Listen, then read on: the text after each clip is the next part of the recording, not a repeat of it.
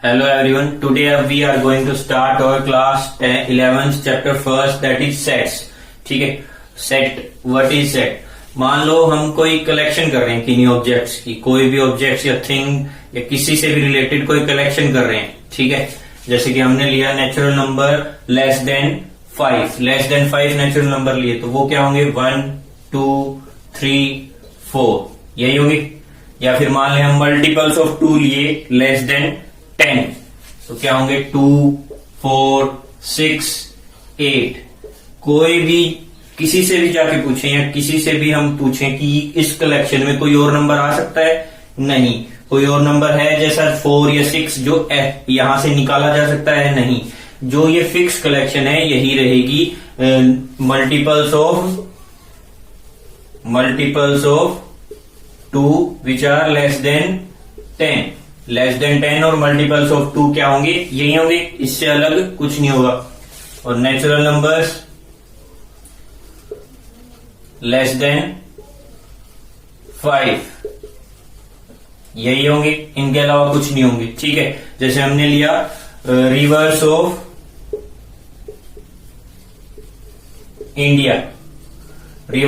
India लिया, उसमें जैसे गंगा और यमुना, जो भी इंडिया से रिलेटेड रिवर्स है वो सभी आ जाएंगी. क्या नील आएगी इसमें? नहीं, नाइल नहीं आएगी, क्योंकि ये इंडिया की रिवर है ही नहीं, फॉरेन रिवर.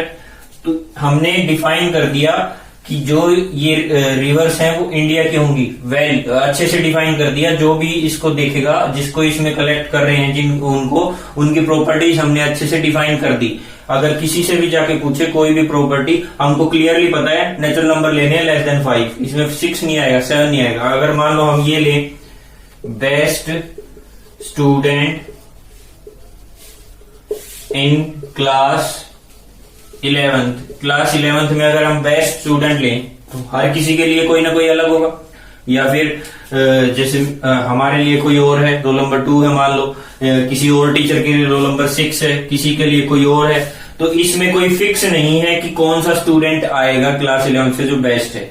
कोई किसी के लिए हर किसी का कलेक्शन अलग अलग हो सकता है. मगर इसमें अगर 4 बच्चों से बोला हमने कि रिवर्स ऑफ इंडिया की कलेक्शन कीजिए, तो सब में जो रिवर्स के नाम आएंगे वो इंडिया की आएंगी. कोई नाइल नहीं लेके आ सकता. या बोले कि number less than 5, natural numbers less than 5 की कलेक्शन कीजिए, 6 बच्चों से बोला, तो 6 की 6 में यही होंगे. इससे कोई भी अलग नंबर नहीं आएगा, ना इससे कम होगा ना ज्यादा. तो क्या हो गया, हमने उस कलेक्शन को डिफाइन कर दिया अच्छे तरीके से. तो वो क्या हो गया, ए वेल डिफाइंड कलेक्शन. तो सेट क्या होगा, a well defined collection of objects. यानी कि जो भी ऑब्जेक्ट्स जिसके बारे में भी हम कलेक्शन कर रहे हैं वो कैसी होनी चाहिए, वेल डिफाइंड. यानी कि उसकी प्रॉपर्टीज वेल डिफाइंड होनी चाहिए. जो एक बंदे ने डिसीजन लिया है, मेंबर लिया है, इसमें सबके लिए वही आएंगे. तो वो क्या हो जाएगा, सेट में डिफाइन हो जाएगा. ठीक है, ये हुआ सेट. अब इसको ये तो है नहीं ऐसे ही डिनोट कर देंगे, या नोटेशन होगी इसकी ऐसी होगी कि करली ब्रैकेट, या इसमें अब हम करते हैं क्या, इसकी नोटेशंस क्या होंगी. Notation of sets. तो देखो, सबसे पहले हमने क्या डिफाइन किया था कि सेट क्या होगा, एक वेल डिफाइंड कलेक्शन होगा. ठीक है, हमने ले लिया नेचुरल नंबर्स लेस देन 5. ठीक है, उसी को हम डिनोट कर रहे हैं सेट के तरीके से. तो सबसे पहला काम, जो सेट का नाम होगा या सेट को जिससे डिनोट करेंगे वो होगा कैपिटल लेटर्स से. जो सेट हैं वो capital letters of English alphabet से डिनोट होंगे. A B ये हमेशा C जो अप टू जेड तक जो भी होंगे कैपिटल लेटर्स, उनसे हम सेट के को डिनोट करेंगे. जो सेट होगा, जैसे सेट ए है तो उसको क्या बोलेंगे, सेट ए को कैसे डिनोट करेंगे, इससे. अब हम सेट ए क्या ले रहे हैं, नेचुरल नंबर्स लेस देन 5. तो क्या करली ब्रैकेट, स्क्वायर ब्रैकेट, ये ब्रैकेट यूज नहीं होगी, सर्कुलर ब्रैकेट यूज नहीं, स्मॉल ब्रैकेट यूज नहीं होगी, स्क्वायर ब्रैकेट यूज नहीं होगी. ठीक है, तो कौन सी ब्रैकेट यूज होगी सेट को डिफाइन करने के लिए? वो होगी कर्ली ब्रैकेट। ठीक है, कर्ली ब्रैकेट्स यूज होंगी किसको? सेट को डिफाइन करने के लिए। ठीक है, अब सेट के अंदर जो ऑब्जेक्ट्स आएंगे उनको क्या बोलेंगे? उनको बोलेंगे एलिमेंट्स। ये ऑब्जेक्ट्स जो होंगे वो सेट के क्या होंगे? एलिमेंट्स या फिर मेंबर्स। ठीक है, इस सेट के अंदर जितने भी एलिमेंट्स या फिर मेंबर्स या फिर ऑब्जेक्ट्स आएंगे उनको क्या बोलेंगे? मेंबर्स ऑफ सेट या फिर एलिमेंट्स ऑफ सेट। और उनको सेपरेट करेंगे थ्रू ए कोमा। ठीक है, हर एलिमेंट को कोमे से सेपरेट करेंगे। जैसे नेचुरल नंबर्स लेस देन 5 क्या आएंगे? 1, 2, 3, 4। तो ये क्या हो गया? सेट ए। वे क्या है? नेचुरल नंबर्स लेस देन 5 और नोटेशन ये है उसके लिए। ठीक है, अब ये तो हुई सेट की नोटेशन। अब इसको लिखने के तरीके भी अलग अलग होंगे। ये तो है नहीं कि ऐसे ही लिख दे नंबर्स को। इसके लिखने के दो तरीके हैं। एक क्या है जिसको टेबुलर फॉर्म या रोस्टर फॉर्म बोलते हैं, एक है सेट बिल्डर फॉर्म। ठीक है, तो दोनों करेंगे हम। फर्स्ट टाइप पे आते हैं, क्या है? टेबुलर फॉर्म और रोस्टर फॉर्म। देखो, टेबुलर फॉर्म या रोस्टर फॉर्म पर आने से पहले कुछ फिक्स लेटर्स हैं इंग्लिश अल्फाबेट के, जिनको स्पेशल कलेक्शंस ऑफ नंबर्स के लिए डिनोट किया जाता है। जैसे पहला है एन। कैपिटल एन को किसके लिए डिनोट करते हैं? नेचुरल नंबर्स के लिए। नेचुरल नंबर्स के लिए कौन सी नोटेशन होगी? एन। उसके बाद आया डब्ल्यू। डब्ल्यू होगी होल नंबर्स के लिए। ठीक है, उसके बाद जेड। जेड होगा इंटीजर्स के लिए। जेड के बाद क्या आया? क्यू। क्यू किसके लिए होगा? रेशनल नंबर्स के लिए। ठीक है, इसके बाद आया R. Collection of rational numbers plus irrational numbers को क्या होंगे? Real numbers. आर किसको डिनोट करेगा? रियल नंबर्स को। अगर जेड के ऊपर हमने एक प्लस मार्क लगा दिया, ठीक है, इसका मतलब होगा हम कलेक्शन ले रहे हैं पॉजिटिव इंटीजर्स की। पॉजिटिव इंटीजर्स की कलेक्शन है। और अगर आर के ऊपर हमने प्लस मार्क लगा दिया तो ये है पॉजिटिव रियल नंबर्स। ठीक है, तो ये कुछ स्पेशल नोटेशंस हैं for set of fix numbers. पूरे नेचुरल नंबर्स को एन से, होल नंबर्स को डब्ल्यू से, इंटीजर्स को जेड से, रेशनल को क्यू से, रियल को आर से, पॉजिटिव इंटीजर्स को जेड प्लस से और पॉजिटिव रियल नंबर्स को आर प्लस से डिनोट करेंगे। ठीक है, अब आते हैं इसकी फॉर्म पे, जो है फर्स्ट क्या है? टेबुलर और रोस्टर फॉर्म।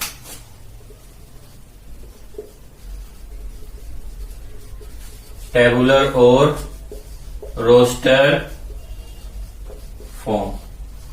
ठीक है, टेबुलर और रोस्टर फॉर्म में हम क्या करते हैं? हर एक एलिमेंट को, जो भी सेट का हर एलिमेंट है उसको अलग अलग दिखाएंगे स्पेसिफिक यूनिक पोजीशन के साथ, और उनको सेपरेट करेंगे कोमा से, और उनको किसके अंदर रखेंगे? करली ब्रैकेट्स के अंदर रखेंगे। और सेट को किससे डिनोट करेंगे? Capital alphabet of English letters. ठीक है, तो मान लो हमको डिनोट करनी है, हमको लेना है क्या? मान लो फैक्टर्स ऑफ 6 ले लेते हैं। फैक्टर्स ऑफ 6, फैक्टर्स ऑफ 6 के फैक्टर लेने। इसको हम सेट को ले रहे हैं ए से डिनोट कर रहे हैं। ठीक है, इक्वल टू का साइन है। Set A is equal to curly bracket start factor of 6 2 3 1 भी होगा 1 2 3 और खुद 6। ये क्या है? इसके फैक्टर्स हैं। ठीक है, फैक्टर यानी कि जो इसको कंप्लीटली डिवाइड करे। ठीक है, और हमेशा याद रखना factors are finite and multiples are infinite. Factors किसी भी नंबर के फाइनाइट होंगे। फाइनाइट का मतलब है लिमिटेड, जिनको हम काउंट कर सकें। ठीक है, काउंटेबल थिंग्स आर फाइनाइट। और इनफाइनाइट यानी कि अनकाउंटेबल, या फिर जो फिर गोल्स ऑन, जहां किसी का कोई अंत ना हो, तो वो क्या होगा? इनफाइनाइट। ठीक है, तो ऐसे डिनोट करेंगे। टेबुलर फॉर्म और रोस्टर फॉर्म का मतलब है हर एक एलिमेंट लिखेंगे उसका।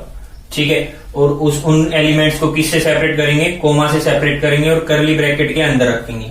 ठीक है, ये क्या है? हमारी टेबुलर और roster form, in which we put each element in the set with their values and separated by commas and kept in curly brackets are called as roster form और tabular form। इसमें हर element अलग से लिखा जाएगा, ठीक है। और अब मैंने बोला well defined collection of objects बोला है, ठीक है। सेट्स को क्या बोला है? Well defined collection of objects. Objects का मतलब ये तो है नहीं, कलेक्शन है तो उसमें हर बार चीजें दो या दो से ज्यादा ही आएंगी। Every time this objects are always two और more than two. It's not defined, it's not fix. हाँ, हमको नहीं पता कि दो या दो से ज्यादा, कम भी हो सकते हैं, जीरो भी हो सकते हैं, एक भी एलिमेंट ना हो, ऐसा भी हो सकता है। जैसे एक एग्जांपल ले हम कि हमने लिया दी नेचुरल नंबर ग्रेटर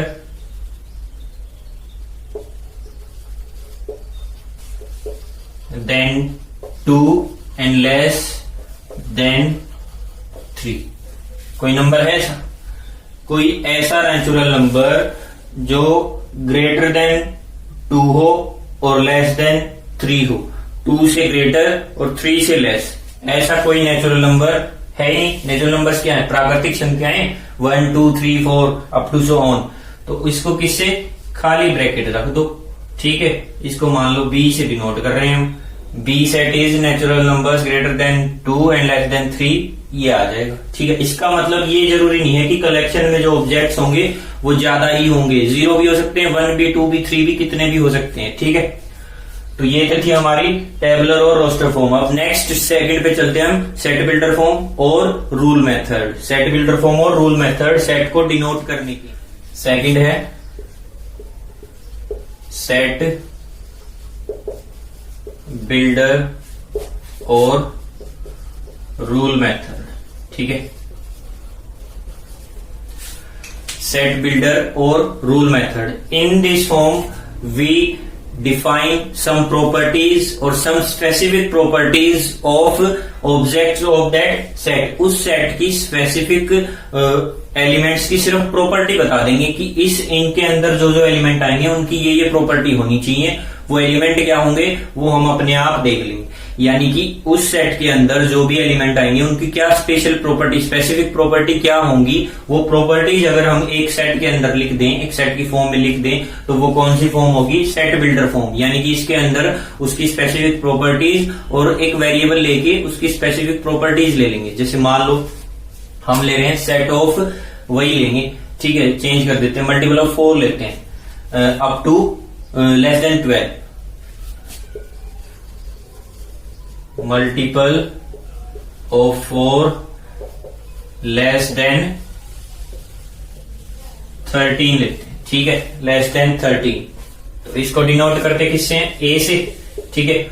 उसके बाद कर्ली ब्रैकेट स्टार्ट, हम क्या मानेंगे? एक्स, और ये आएंगे 2 डॉट। 2 डॉट का मतलब है एब्रिविएशन, इसको क्या बोलेंगे?